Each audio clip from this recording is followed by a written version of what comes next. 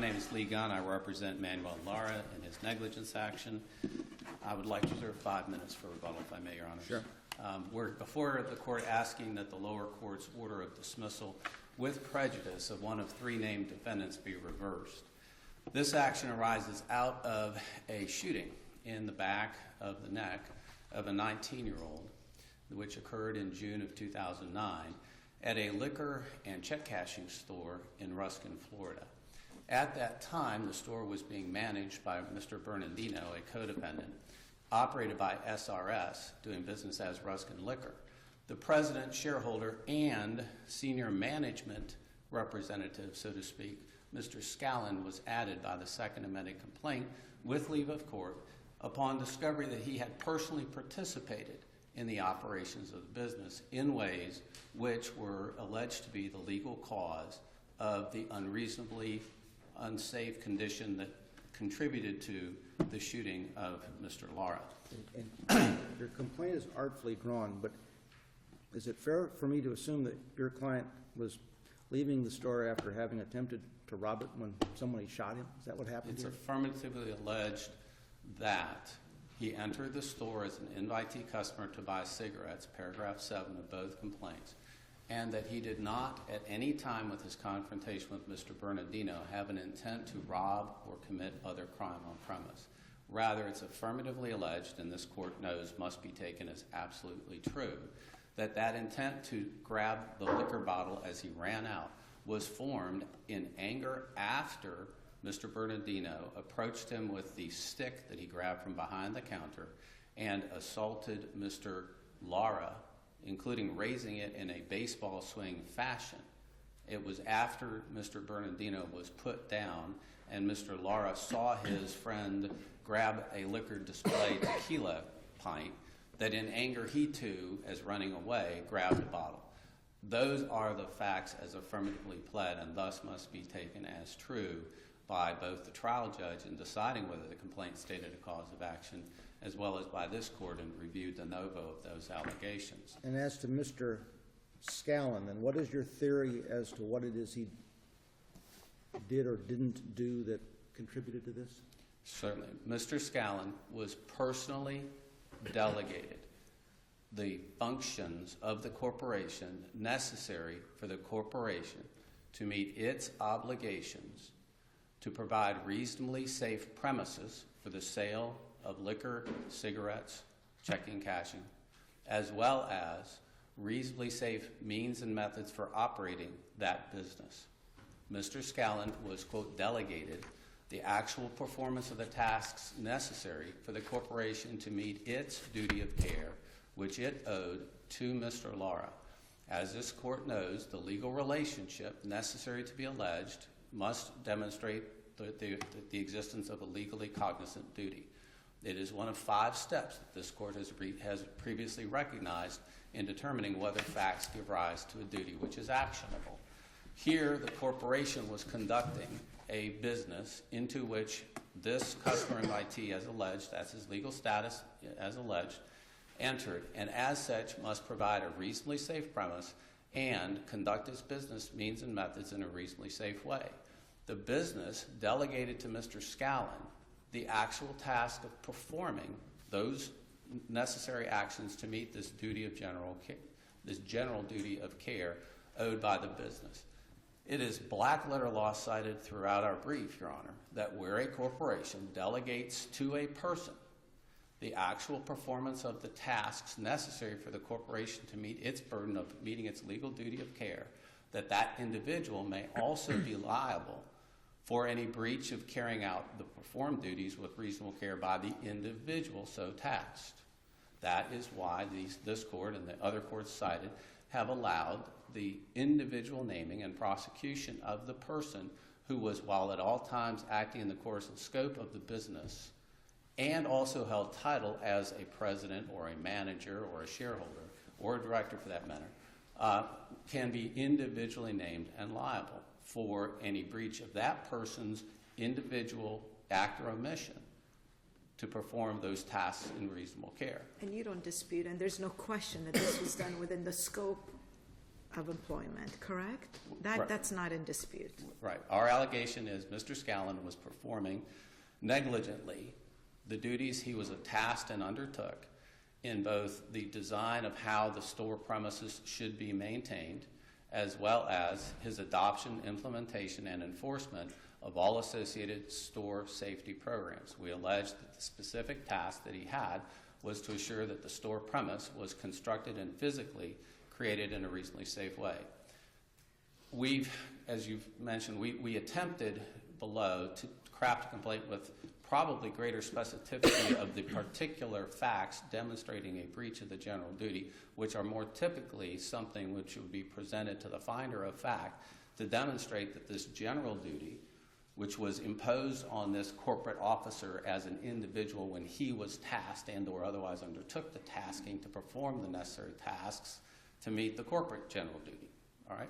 And that's black letter law to Amjur, as was cited by a couple of opinions provided to the court.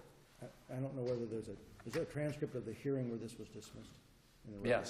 Yes. Is Judge Levins dismissing this with prejudice because of Clooney versus Keating, or is there some other reason? I think he did it for a combined multiple of reasons, because if you look at the history, Your Honor, it starts with a singular count in the Second Amendment complaint, adding Vince Scallon, and saying, look, you hired this gentleman, Mr. Bernardino. You didn't do a background check. If you would have checked him, you'd have seen he had an anger management issue. He had a prior criminal record. You knew or should have known this guy with this criminal history had a gun holstered under the counter. You shouldn't have a guy like this at your store, and especially if you're going to have guns at a store with a guy with this record, you had to take some affirmative steps to make sure that he was trained in how to use restraint and not use this gun, and that this all created a, quote, zone of foreseeable risk to third parties, including Lara, that this kind of event that actually manifested would be, quote, increased in its risk to the public of occurrence and with harm to either the individual, such as Lara, or a mere passerby. That was the Second Amendment complaint. Then, technically, I think outside the four corners of that complaint, the co-defendant, SRS, admits that, hey, anything anybody did here is all course and scope, including Bernardino, to the extent Bernardino was racially motivated, ethically motivated, was angry, was unreasonable, he shouldn't have ever shot this young man running out the door and dropped him at the threshold, that's on SRS. And so since SRS has said that we're already liable for what Mr. Bernardino's negligence, if any, or even battery, if any, might be in liability terms, there's no need, no reason, and in fact, legally it's inappropriate to have Scallon in this case at all, because his, quote, fault or liability is concurrent with SRS. That led to this whole confusion into, I'm dismissing your complaint with only leave to amend to add non-concurrent theories of liability.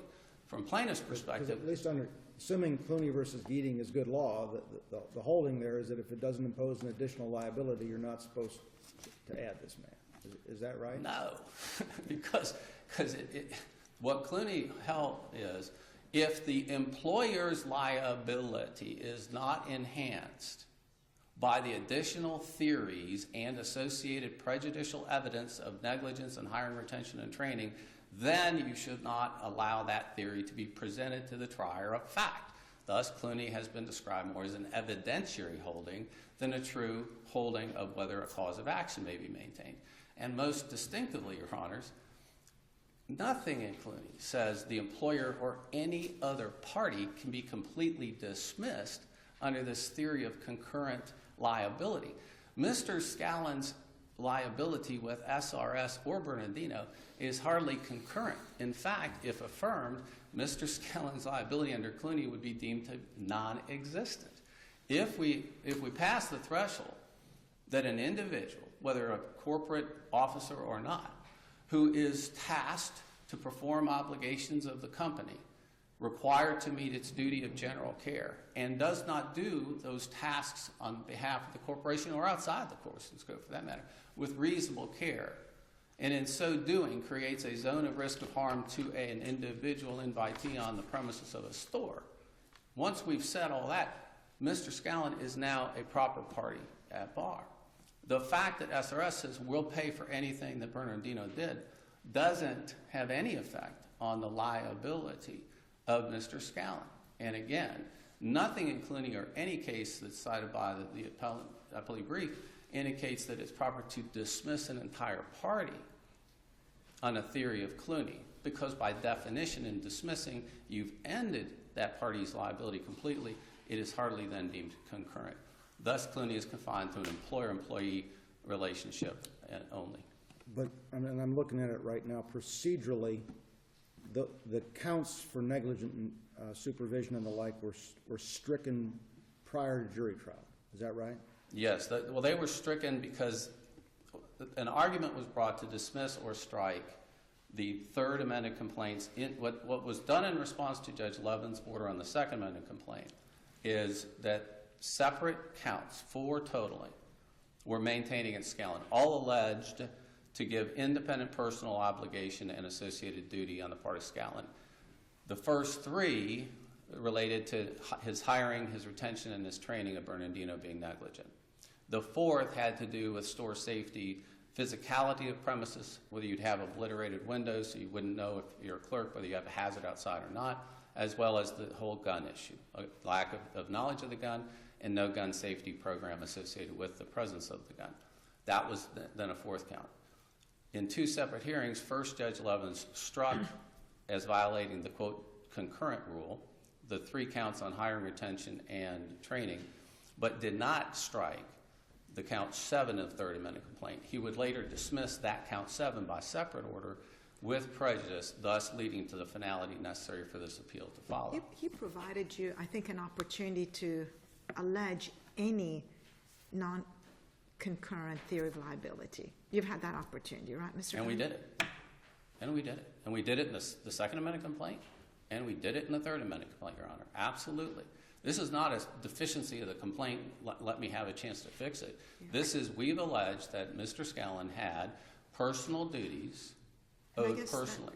And you know, perhaps this is where perhaps I see it differently, because in looking at this complaint and in reading Clooney, I just don't see where you've alleged where there'll be personal liability on behalf of Mr. Scallon. I just, guide me, show me where in here that you've alleged that that Clooney is not being violated in your... Sure. Well, first of all, again, I don't think Clooney's good law with Fabre and everything. Second, Clooney does not ever authorize dismissal of a party. Ever. It's just you can't maintain additional theories of liability against a named party where it adds no additional liability to that named party's already present liability. Additional theories against the principal as well as the agent. You've subsumed, I think, rather than, I was thinking how to explain, rather than thinking of concurrent liability, you have to think of it as coextensive.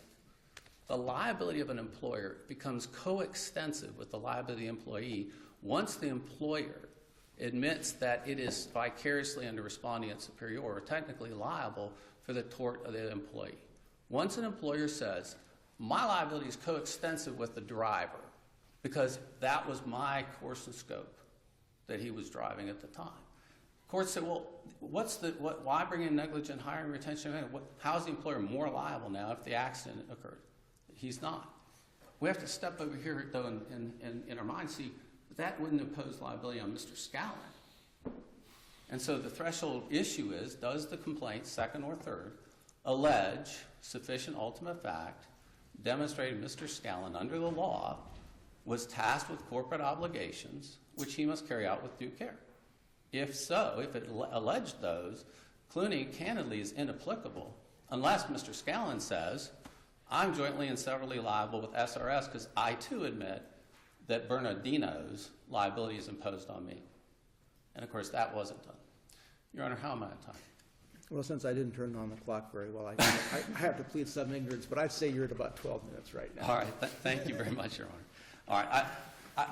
So now Judge Levins has said, we think inappropriately, Clooney precludes your client from suing a non-employer for his personal liability for any of the hiring, retention, et cetera. Count 7 withstands that initial attack, but then Count 7 is dismissed with prejudice. I think at that point, that's what I said, I think it was a multiplicity of foundations that the lower court used. The court did not attack it so much as being a concurrent issue, because this had to do with personal safety planning and personal premises safety programming. What the court there held was the business judgment rule and or the corporate veil would bar the individual liability because he's in his capacity as a director, president, and or shareholder. And we've argued in our briefing why simply that is not correct. The decisions, there's frankly no law cited contrary to the position that where a personal liability arises in the part of an officer based on their personal conduct, their quote direct negligence terminology is sometimes used, there is no need to pierce the corporate veil and demonstrate an alter ego in order to impose personal liability on that officer, director, or shareholder. There's no contrary decision of law cited, and therefore I would accept that that argument is basically conceded. The next issue is the business judgment rule. And the business judgment rule originally was a common law rule of deference to the business decisions, and it was intended to preclude a shareholder derivative suit against directors when the shareholders didn't like how the business turned out based on director decisions. That, importantly, was codified in Florida, and we provided the statutory citation to provide that this act shall apply to the, quote, duties as a director, right in the plain language of the statute. The business judgment in Florida, as codified, is specific to proving that there was a breach of the duty of an individual while acting as a director. And here he is not alleged in director capacity. Right. In your final complaint, I've got a series of complaints that I'm not sure exactly what the allegations are. As to Mr. Scanlon, is he alleged to be an employee of the corporation? What is his status in the allegations? It includes that, I believe we included that his status as president, but at paragraph 60 of the third amended complaint, we have... He was never added to the style, by the way, of that complaint, was he? No. Okay. We tend not to do that on amendment. The clerk's office sometimes doesn't want us to, so we don't change the original style without an order. And then it avoids confusion of filing, is my understanding. But he's alleged to be, quote, the designated employee agent of SRS who was charged with the task of authoring, reviewing, adopting, implementing, and enforcing all the store safety programs to be followed. And that he was therefore under a duty to perform these functions to avoid the creation or maintenance of unreasonably dangerous conditions that would be foreseeably encountered. I think you're at your 15 minutes at this point. Thank you, Your Honor. While you're creating sides, I'll comment as we were arguing here, it occurred to me that on remand in Clooney versus Keating, I was hired in that case by somebody, but I had no involvement in the part that you all are arguing to me today. May it please the court, good morning. My name is Paul Kistolini, and I represent the appellee, Vincent Scallon, in this matter. I'd like to start by saying that the parties in this case, as they currently stand at the trial court, are the only appropriate parties to this action based on the allegations pled. Those current parties are an injured plaintiff, an employee, Mr. Bernardino, alleged to have committed a tortious act, and that employee's employer, which is SRS Enterprises. Vincent Scallon, a officer and director of SRS, is not an appropriate party to this action. But he hasn't been sued as an officer or director, has he? Well, contained within the third amendment complaint, it does identify him as the president of the corporation. And let me say, to get to one of the points that the court made and one of the questions the court asked earlier about why was he dismissed, there were multiple reasons. You've got to understand this was an ongoing, moving process. There was not one single hearing or motion that dismissed all complaints against Mr. Scallon. This case was in litigation for years. There would be discovery. There would be an amended complaint. We'd move to dismiss that. There would be more discovery. There would be a new amended complaint. So we were knocking off improper claims against Mr. Scallon as the case moved along. For that purpose, I essentially am breaking this argument into two subsets. First, the claims for negligent hiring, negligent retention, and negligent supervision / training. And second, the other claims, the claims contained in count 7 of the third amended complaint that deal with keeping the liquor store in a reasonably safe condition, okay? Because they were handled at different times and dismissed for different reasons in And the trial. in all of those counts, was Mr. Scanlon the named party? Well, I initially, thought only 7 for some reason was against him. no, in the third amended complaint, it would have been counts 4, 5, 6, and 7 named Mr. Scallon. Initially, the negligent hiring, retention, and supervision claims were just brought against SRS. Those were dismissed. Then the complaint was added to add Mr. Scallon and add those claims against him, along with the reasonably safe environment claims.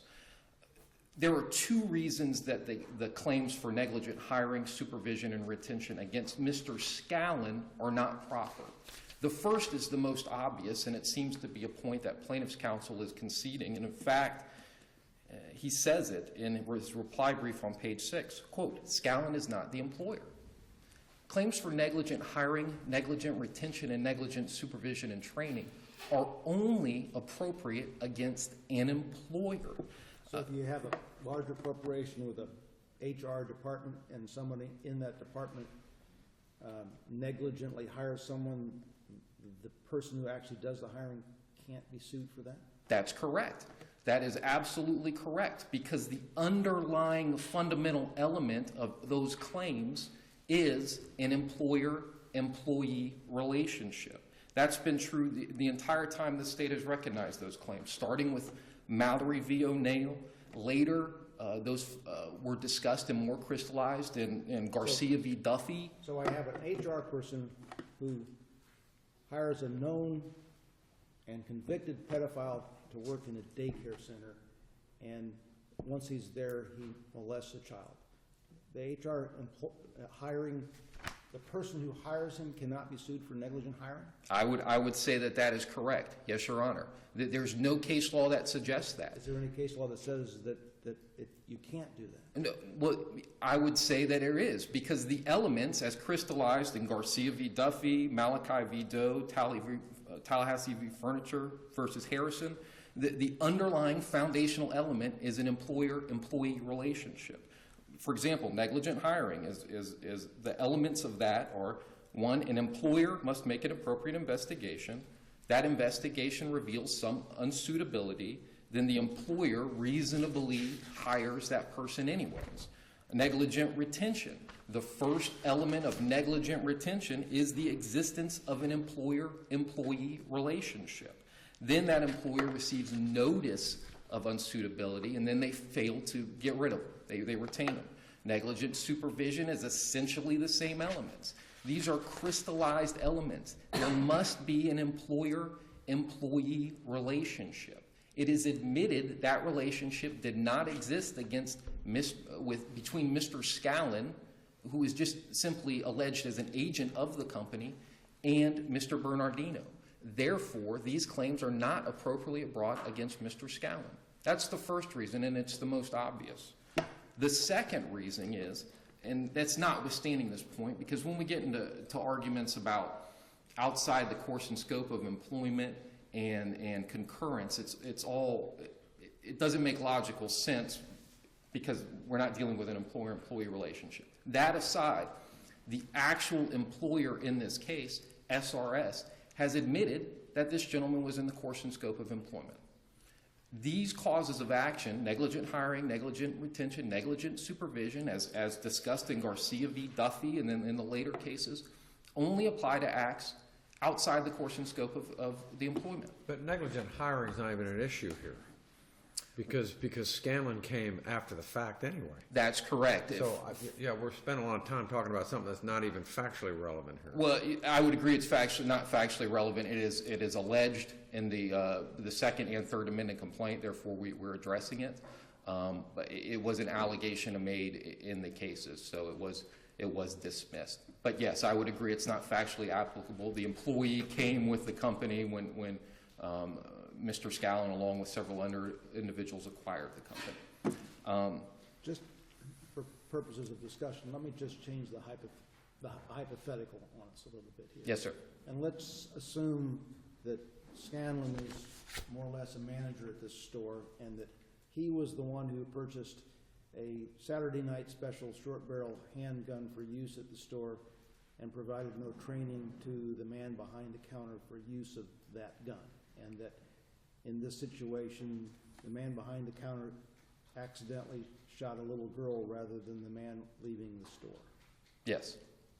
Do you think he can be sued for his negligence as a manager under those circumstances? So just so I'm clear, in your hypothetical, the facts are that Mr. Scallon's a manager and he purchased a gun for the Mr. Bernardino store. manages to shoot an innocent bystander rather than Mr. Laro, and he does it with a gun that was obtained from Mr. Scanlon, who was the manager. Yeah, I think you could have a cause of action in that case, Your Honor. I could specify some of them that are potentially causes of action under that factual scenario. Those facts don't exist in this case. We can come up with numerous It's facts. alleged at least that Scanlon didn't provide adequate training on the use of the handgun. Well, it's alleged that he didn't train his employees how to use guns. That is a allegation that has 0.0 factual application to the facts of this case. We're on the pleadings right now, right, and so I Well, really don't know what the facts are. And Well, you didn't file a motion for summary judgment, so we're on the pleadings. even if you take the pleadings as true as you must, if you look at it, and we're kind of moving into that second category, Right. if you look at that, the reason that the judge dismissed those is because he found, quote, incorrectly, in this case, the bad acts that have been pled against Scallon, I don't think plead a cognizable duty under Florida law. Skipping down, he then says, I think we've got number one, that the bad acts here are alleged don't plead a recognizable duty or duties under Florida law. That was the finding. So you've got this count 7 with the general term, failure to keep a reasonably safe store. And then you've got 5 or 6 smaller sets of duties alleged to have been breached. The court found, and appropriately it's so, that none of those duties are recognized duties upon which a cause of action can be based. For example, the gun policy, and that's really the gun and the gun policy. We've got these extra things, the posters on the windows and whatnot, but the real thing we're looking at is the gun and the gun policies.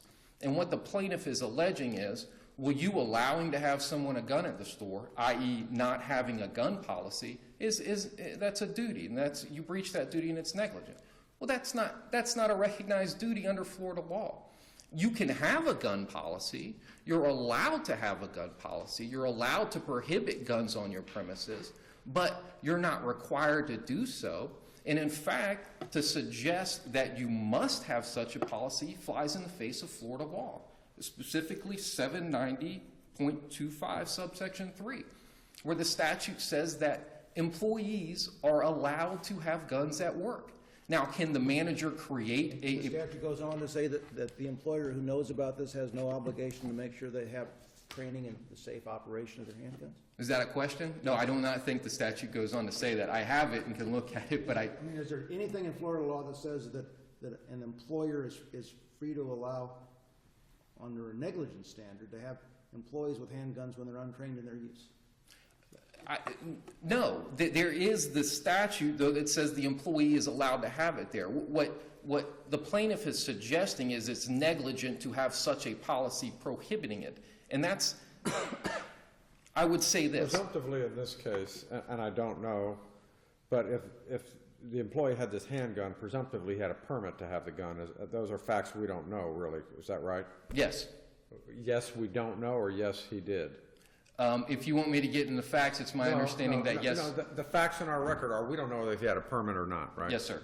Okay, well, then that doesn't help, because if he had a permit, he had a gun safety training course, which you have to have by virtue of a permit. But we don't know those facts, we don't know those facts. Yeah, and I'm trying because, and it's difficult in this case to separate because the case was in litigation for so long before we got to this point. It's sometimes difficult to pull the known facts of the case outside from what's just encapsulated in the pleading. Back to the point, though, that Your Honor first addressed, I think it's telling that plaintiff cites no cases, none, where the failure to have some type of written policy by a company amounts to negligence. There are no cases cited in his brief or pointed to where X, Y, and Z company failed to have a policy on anything, much less gun policy, and that amounts to negligence. Nor are there any cases specifically about the duties that have been invented in this case to say that the store was required to have a gun policy and the failure to do so was negligent. That is not a recognized duty under Florida law, nor is the other ones he's listed. Permitting employees to have weapons, failing to train employees to use weapons, failing to have a written safety program, failing to allowing posters and other materials to obscure store windows. Let me stop you for a second, because we're only here on the case against Scanlon, since he's the defendant who was completely dismissed. And I'm confused as to what theories remain against SRS below.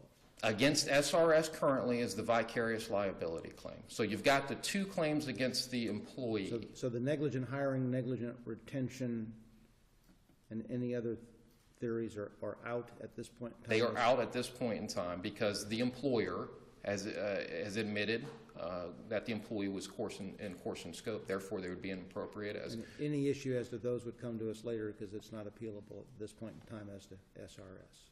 That's correct. Okay. That's correct. I think the negligent hiring, negligent retention, and negligent supervision training is cut and dry, inappropriate against Scallon. I don't think there's any way those can be pled against him, especially considering the fact that he's not the employer. And then you add in the fact that the employee was in the course and scope. They're just nonsensical causes of action in this case, which turns to count 7, where it seems to be the focus is. And I think the important thing that this court realizes is that these duties alleged in this case are not recognized duties under Florida law. It's an attempt to create duties that are otherwise never specified, that can't be maintained based on the allegations and the facts in this case, and more importantly, the plaintiff can't cite to this court one case in which this court can look at and say, oh, okay, it was done in that case before, so we understand. That doesn't exist.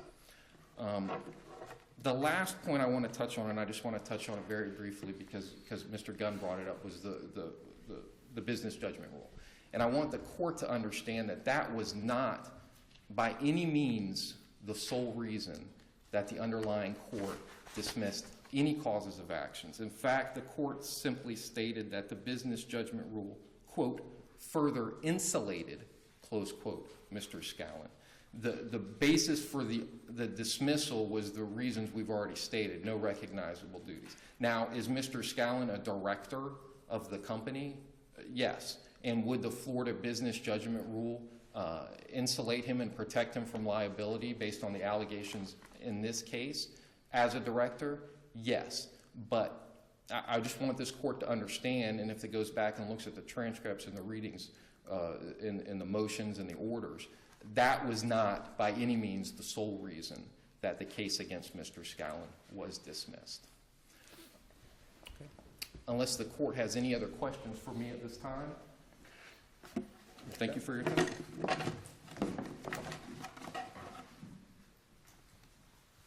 Respectfully, Your Honors, the statement that no court has held that an individual for improper management can be sued individually is simply without merit.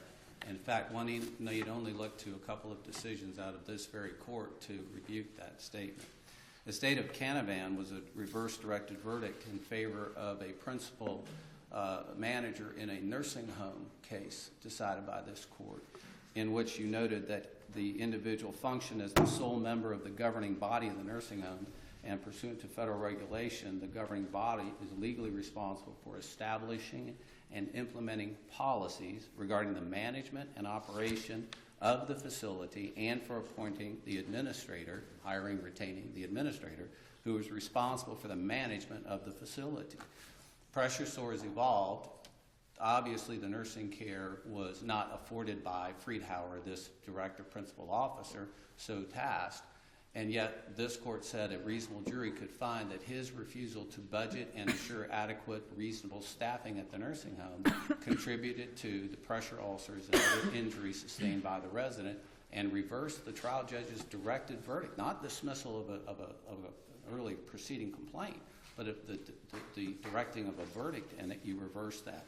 This court reversed the summary judgment in Cannon versus Frenier in 2011, where you noted that where someone wasn't barricading a construction site and a third party fell in the unguarded hole, and the only person who was performing the tasks of maintaining the construction site in a reasonably safe condition had to be the president and sole employee of the general contractor, that individual had sufficient personal activity and responsibility to be personally liable. You reversed a summary judgment granted in favor of the sole shareholder president of the company, Mr. Fournier, and you remanded back for further proceedings.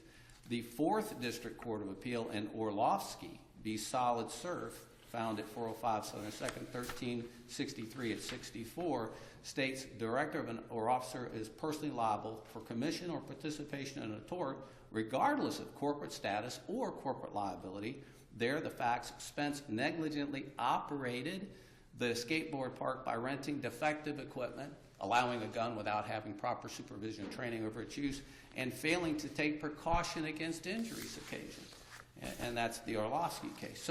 So there are numerous cases by this court and sister courts upholding the concept that where a corporation owes a duty of reasonable care, a general duty, clearly a customer invitee, as alleged his status to be, is owed that general duty by the corporation, and persons are tasked specifically to carry out the performance of necessary general duty reasonable care, that is sufficient to personally name and obtain a legal liability against the person if they are negligent in the performance of their tasks. The purpose of this rule is very simple, as public policy would have it, and that is one ought not incorporate and then claim to be acting as a corporation only, thus allowed to hire the pedophile to work in a daycare center with no personal liability for those actions, and leaving behind a corporate shell which may be assetless or otherwise irresponsible. That's the stated public policy. For those reasons, the trial court was incorrect in determining that the individual officer director Scallon could not be sued as the, quote, employee agent personally responsible for hiring, retention, training, and implementation of safe operations at the store. For those reasons, a general duty was alleged. The fact that a jury, or on summary judgment, even a judge, might reject some of the particular facts alleged to demonstrate the breach of that duty does not adversely affect the existence of the general duty. For such particular fact of breach is typically an issue of fact for the jury. That's Judge Altenburn's concurrence in the Rotel opinion. So for those reasons, at this threshold of whether the complaint legally sufficed the bare minimum necessary to impose a duty on Scallon individually, it did, both the second and third. We ask for reversal. Thank you. Next case on the docket is IGS versus Bahaya's Son. Take a break.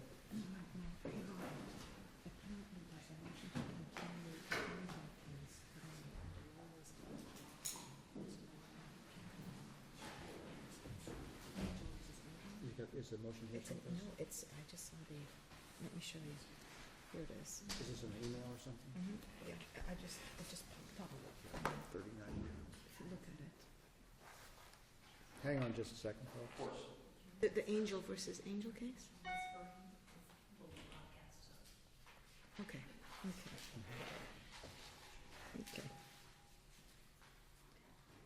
No, this concerns one of the cases we have on the docket. Apparently, there's some